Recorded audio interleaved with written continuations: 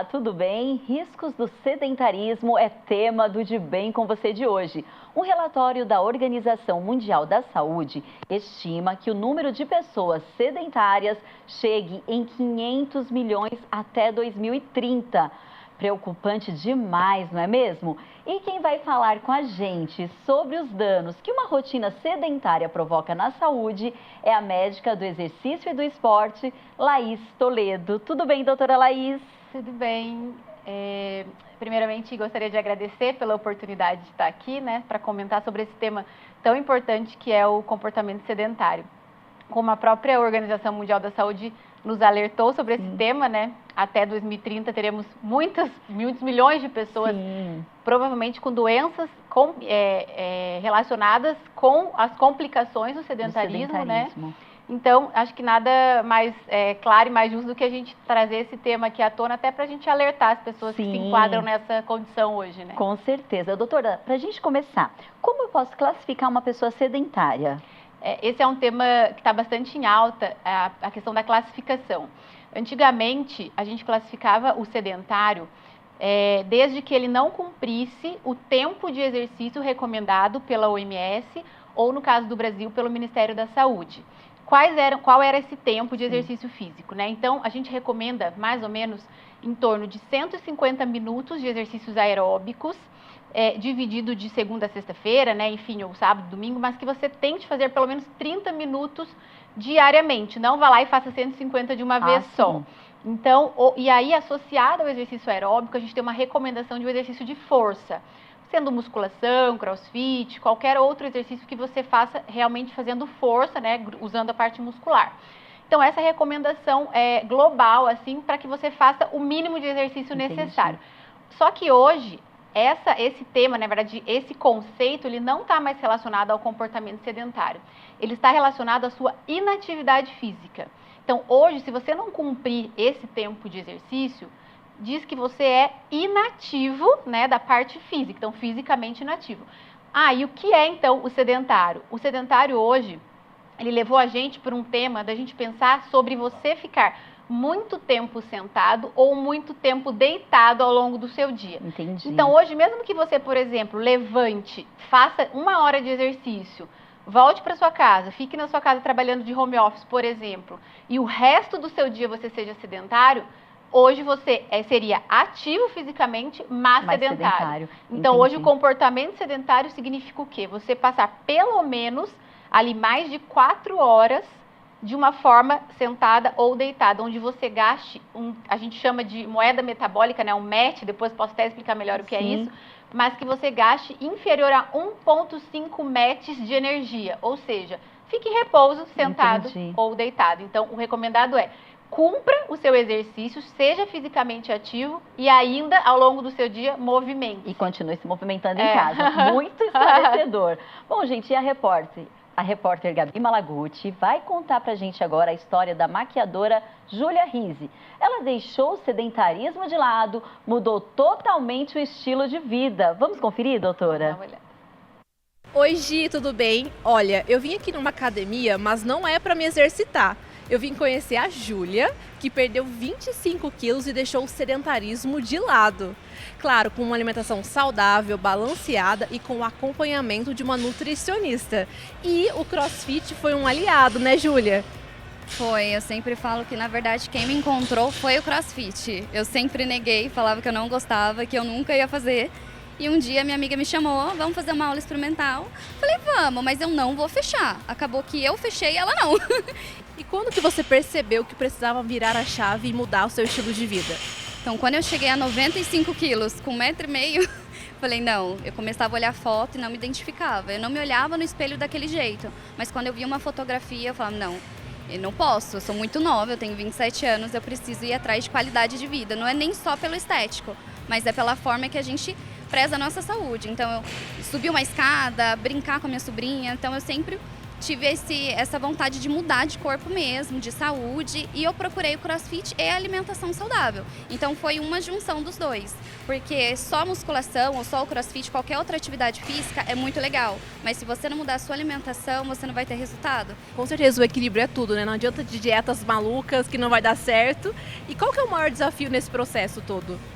É a gente saber falar não às vezes. É que nem eu falo, você pode ter o equilíbrio, você pode comer um lanche, comer uma pizza, eu nunca deixei de comer essas coisas, mas eu sempre me propus a vir treinar todos os dias. É igual ir trabalhar, às vezes a gente acorda e não quer ir, mas a gente é obrigado. Então aqui eu coloquei o CrossFit como uma obrigação na minha vida. Então eu segui a dieta, pelo menos 90% que eu consegui durante a semana, e o final de semana eu consegui sair um pouquinho. Então esse equilíbrio foi me aparecendo nos resultados. Nunca, que nem você falou, nenhuma dieta muito restritiva. Eu sempre tive esse equilíbrio e por isso que eu consegui ter o resultado aos poucos. Foi um total de mais ou menos uns 2 anos que eu consegui perder esses 25 quilos. Mas foi sempre aos poucos, eu nunca tive pressa. Porque engordar a gente engorda em muitos anos, né? Então emagrecer a gente não vai emagrecer muito rápido. A gente até pode fazendo algo muito restritivo, mas daí vai te gerar várias compulsões e você acaba tendo aquele efeito rebote. Então como eu quero manter e até conquistar muito mais, que ainda estou longe do que eu quero, mas eu estou buscando esse equilíbrio. Aos pouquinhos a gente vai alcançando o resultado.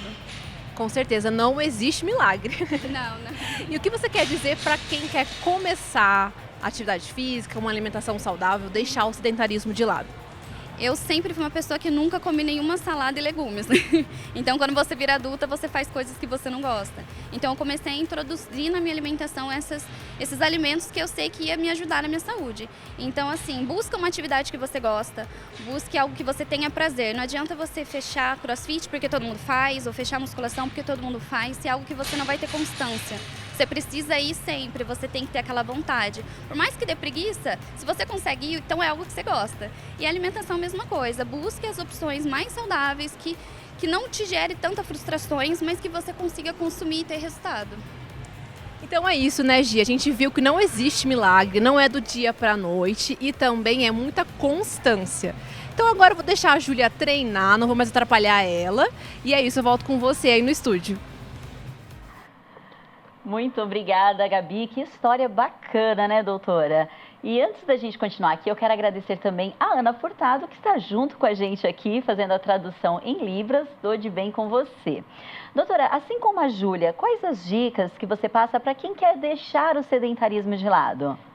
A Júlia trouxe para a gente um relato bem consciente de um processo de abandono do sedentarismo, né? Eu acho que essa combinação de fatores que ela trouxe é muito importante para a gente começar a fazer um básico bem feito, né? As pessoas têm uma ideia de que para sair do sedentarismo você tem que mudar muitas coisas numa escala, né, muito grande, ser radical. E aí é onde elas acabam desistindo, né? Então, eu acho que, assim, a questão inicial é você, obviamente, você ver se você não precisa de uma avaliação médica antes de iniciar um exercício físico, né? Então, hoje, o que a gente preconiza, pessoas que precisam de uma avaliação médica, a gente sempre considera se a pessoa, dependendo como ela está de exercício físico atual, se ela está totalmente parada, qual é a intensidade que ela vai se expor, obviamente, e se ela tem alguma comorbidade. Se ela vai começar gradual, se ela não tem nenhum problema de saúde, tudo bem ela começar, né, sem nenhuma orientação médica de início, uma pessoa jovem, sem comorbidade. Então, assim, primeiro ponto, não tem nenhuma orientação médica, escolha uma modalidade esportiva que você se identifique, né? Um outro fator que é importante destacar, a pessoa tem que ver onde ela se familiariza mais. Eu prefiro fazer um exercício físico coletivo, individual. Será que se eu for motivado por um colega, será que se eu mudar o meu meio de onde eu frequento, isso vai me motivar ou isso vai me atrapalhar? Tem pessoas que se frustram em ambientes com mais gente, onde já tem uma pessoa mais avançada. Tem pessoas que se sentem motivadas naquele ambiente. Então, acho que você saber aonde você está inserido e o que vai te ajudar a ter mais adesão também é uma coisa importante. O que eu percebo muito no meu dia a dia de consultório, que isso ajuda muito a adesão, é a questão de você, antes de começar um exercício, você se conhecer fisicamente. Ou seja, você fazer uma avaliação completa de quem você é hoje e traçar um plano de para onde você tem que ir. Eu acho que quando você estipula metas, você desenha ali para a pessoa, contextualiza onde ela está e para onde ela vai, aquilo é muito mais fácil de ser atingido do que vá lá e faz um exercício que você aguentar, do jeito que der e pronto. A primeira coisa que a pessoa tira da rotina é isso. Então, o que seria essa avaliação física? Você saber o seu condicionamento aeróbico, a sua condição de força, a sua condição de flexibilidade e mobilidade. Até mesmo na hora que você fizer essa avaliação e ver que você está abaixo do esperado, você vai falar, não, agora é hora de me exercitar. Certo. Doutora, nós precisamos ir para o intervalo, a gente continua com esse assunto super interessante daqui a pouquinho. E você sabia que aqui em São José dos Campos é possível fazer uma avaliação física de forma gratuita e também diversas atividades? Na volta do intervalo, a repórter Dani Rivas vai explicar tudinho direitinho pra gente. A gente volta já já, fica aí.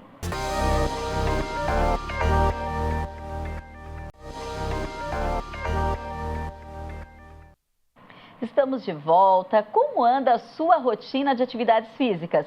Está em dia, mais ou menos, ou você faz parte daquele grupo de pessoas consideradas sedentárias? Para entender os riscos do sedentarismo para a saúde, o De Bem com Você de hoje recebe a Laís Toledo, que é médica do exercício e do esporte.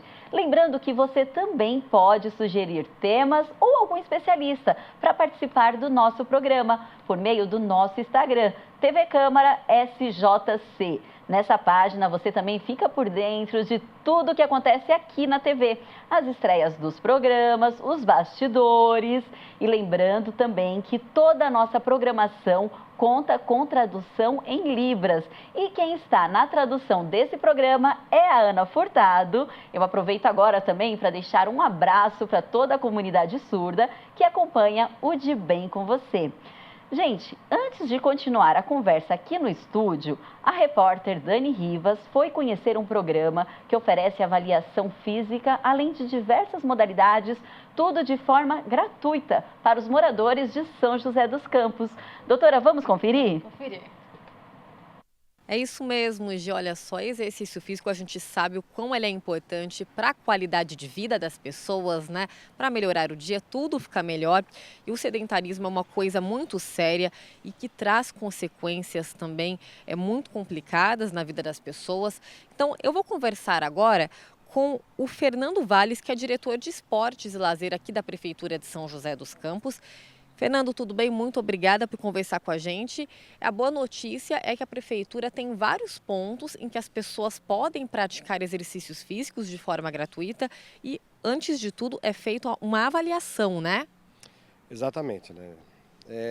A Secretaria ela dispõe para o munícipe mais de 50 unidades de saúde e 3 unidades de avaliação física, onde cada munícipe pode fazer o seu agendamento, pode fazer sua visita e participar das atividades. A gente até acompanhou uma turma do atletismo fazendo a sua avaliação, né? E aí esse aplicativo é só baixar, né? Não tem custo também. E aí lá as pessoas elas podem agendar a sua avaliação, também se inscrever em algumas atividades, né? Fala um pouquinho do aplicativo pra gente.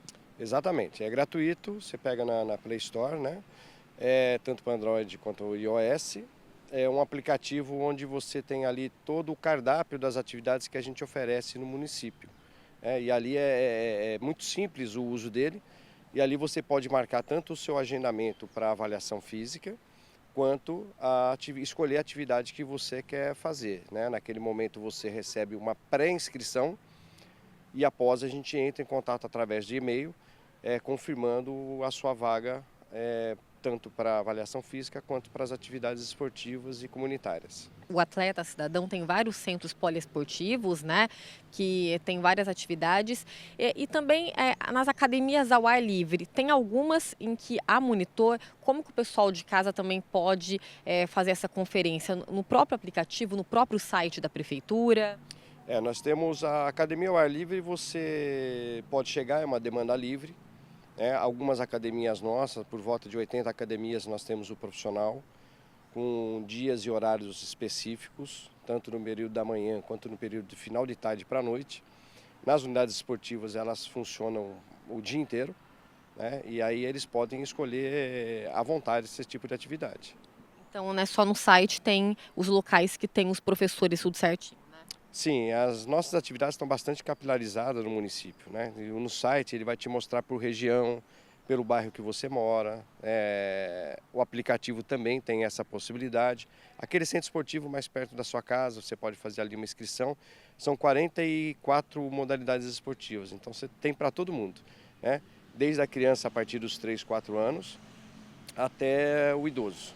Qual é a grande mensagem, né? Fazer atividade física todos os dias e se mexer durante o dia, ter hábitos ativos. Não é só fazer atividade física, mas, por exemplo, se você mora perto da 3 quarteirões, 4 quarteirões da padaria, não pega o carro, vai a pé, né? Leve o cachorro para passear, vai andar um pouquinho. Isso é importante. Então, atividade física regular, mais os hábitos saudáveis e ativos.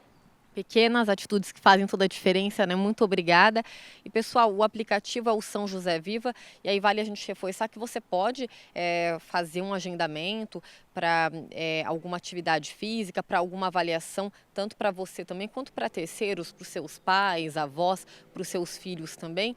Então é isso, de opção tem de sobra, então não tem desculpa para o pessoal ficar parado. Você que é uma atleta, né, também já está bem habituada a praticar exercício físico, é bom demais, né? Voltamos com você para o estúdio. Muito obrigada, Dani. Olha, uma atleta, você exagerou, bem amadora, viu, doutora? Mas sim, eu gosto de praticar atividades físicas. Lembrando que essa reportagem, gente, é muito importante porque o sedentarismo é considerado uma doença mundial. Segundo o IBGE, são pelo menos 47% dos brasileiros com esse diagnóstico. É um número alarmante, né, doutora? Alarmante, que piorou pós-pandemia ainda, né? Sim. Então a gente está lutando aí diariamente para deixar as pessoas, para reverter essa situação. Ai, né? vamos reverter. Vamos reverter. Vamos sim. Doutora, quais são os principais danos do sedentarismo para a saúde? Tá. Hoje a gente chama que o sentar é o novo fumar, né?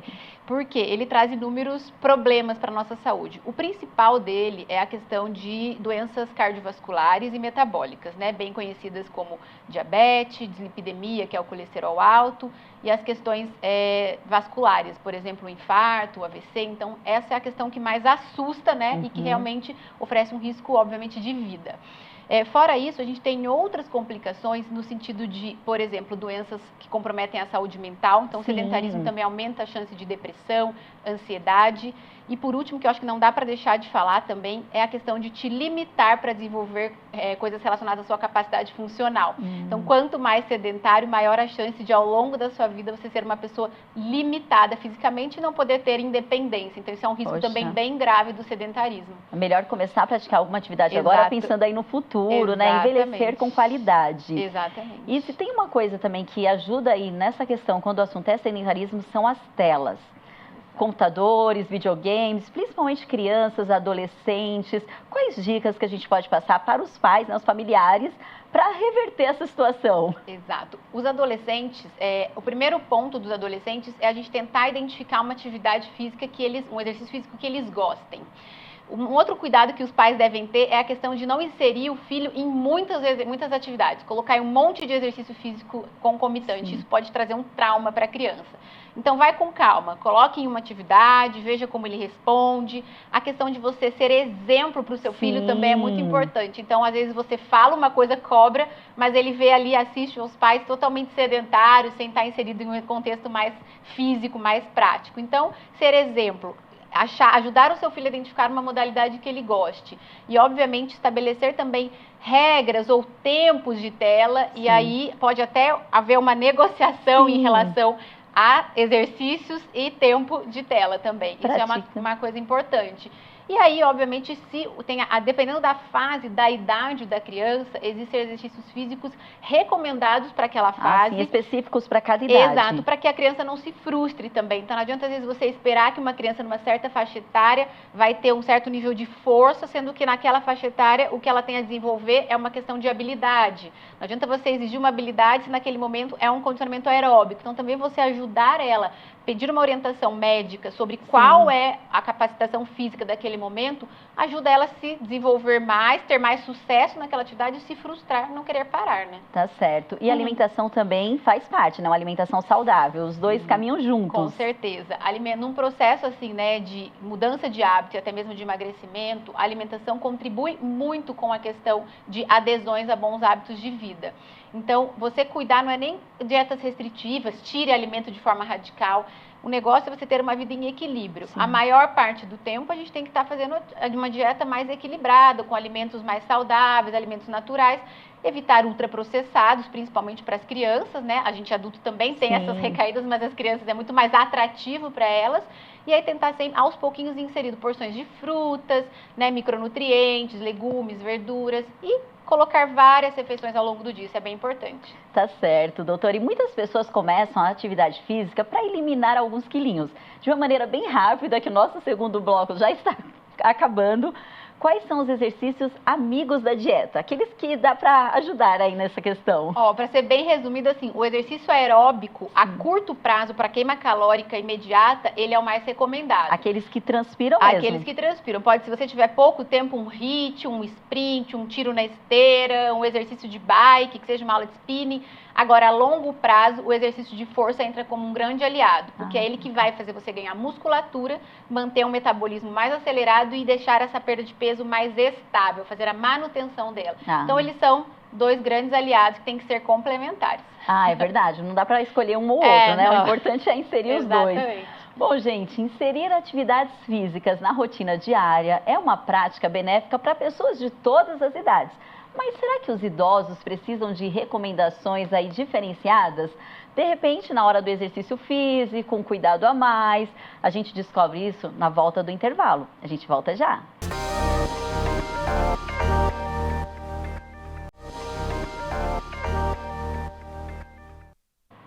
Estamos de volta. O sedentarismo é uma doença e deve ser combatida. Para isso, é importante adicionar na rotina diária a realização de atividades físicas. A Organização Mundial da Saúde, OMS, recomenda a prática da atividade física para as pessoas de todas as idades, qualquer idade, né, doutora? Mas idade. Os idosos, existe aí algum cuidado especial? Sim, o idoso, a principal questão é a gente ter esse cuidado antes de inseri-lo, né? Ver se ele tem alguma comorbidade, a gente sabe que é uma faixa etária que já tem mais predisposição a ter alguma doença herdada da vida, então, se tiver alguma doença já diagnosticada, tentar individualizar o exercício voltado para aquela patologia, se ele tiver alguma limitação. Questões de riscos de queda, isso é muito importante, a gente, então, se o ele espaço puder, onde ele vai se o exercitar, espaço, então, né? se ele puder ter um acompanhamento, barras, exatamente, piso. barras, a parte do o próprio calçado do idoso e o próprio piso do local. Se puder ter um acompanhante, assim, né, um personal ou um professor com o menor número possível de idosos para que ele tome conta, principalmente no início do exercício. E aí um outro fator que é muito importante é a gente ter sempre o cuidado de deixar o idoso não só nos exercícios aeróbicos, na caminhadinha, na esteira, na bicicleta, é a gente expor o idoso sim ao exercício de força.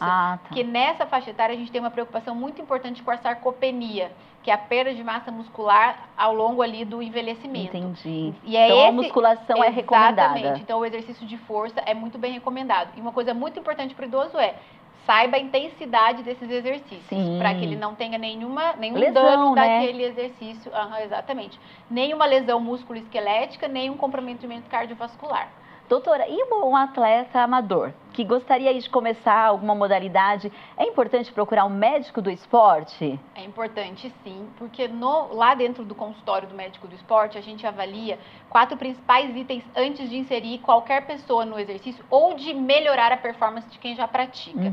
Primeiro a gente faz a questão de uma avaliação física, envolvendo a questão de avaliação cardiovascular, força, potência, flexibilidade, e a gente faz uma avaliação metabólica muito importante, ou seja, ver se os seus exames laboratoriais, se tudo dentro do seu organismo, ele está otimizado para que você possa tirar do exercício o máximo proveito que você está se expondo ali. Então, para que o resultado seja otimizado. Além disso, a gente faz uma avaliação cardiovascular, né? Ver riscos mesmo de algum evento cardiovascular que possa acontecer, caso esse indivíduo tenha algum fator de risco. E aí, por último, há questões de prevenção de lesão. O que a gente vai fazer? A gente vai controlar a carga de treino. Que exercício você vai se expor, quantas vezes na semana, orientar questões de recuperação, explicar a importância do sono entre uma sessão de exercício e outra. Então, assim, sempre que puder ter um acompanhamento do médico do esporte, principalmente se você for se expor a exercícios de alta intensidade, é o cenário ideal, com certeza. Tá certo. E vale a pena também a gente reforçar os benefícios, né, de uma atividade física ou da prática de atividade física, das atividades físicas, né, para o bem-estar em geral, né? E você já citou aqui no primeiro bloco, mas vale a gente retomar a questão da saúde mental, né, doutora? Sim, exatamente. Hoje em dia, a questão desse tempo acelerado, das pessoas estarem ansiosas, isso gera uma frustração para o indivíduo em relação a uma autodívida. Eu não consigo me exercitar, isso gera muita ansiedade, isso piora a ansiedade. Então, o primeiro ponto de conseguir encaixar o exercício é tirar essa autoculpa da cabeça do indivíduo. Então, isso já ajuda muito. Fora isso, você melhorar o fluxo cerebral, né, sanguíneo durante um exercício, isso vai melhorar a questão da produção hormonal.